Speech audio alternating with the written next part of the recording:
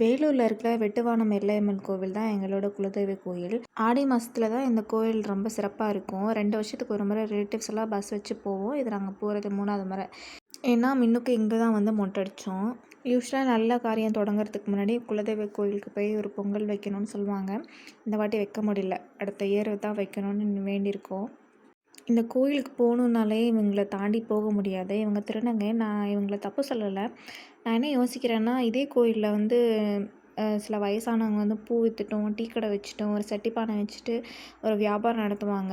நான் இந்த கோயிலுக்கு இதுக்கு முன்னாடி போயிருக்கேன். ஒரு 4, 5 பேர் என்ட்ரன்ஸில் நிற்பாங்க. நம்மள போகவே விட மாட்டாங்க.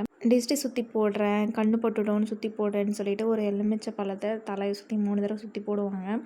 அது போடுறதுக்கு ஒரு ரூ. 100லேருந்து ரூ. 200 வரைக்கும் சார்ஜ் பண்ணுவாங்க. நான் என்ன ஆனால் பக்கத்துலேயே வந்து யாசகம் கேட்டு சில வயசானவங்களாம் இருப்பாங்க. அவங்களுக்கு ஒரு ரூ. 10வோ, ரூ. 5வோ போடுறதுக்கு அவ்வளோ யோசிப்பாங்க. இந்த மாதிரி இவங்க டிஸ்டி சுற்றி போடுறேன், பரிகாரம் பண்ணுங்க அப்படி இப்படி சொன்னால் உடனே கேட்குறத காசு கொடுத்துருவாங்க.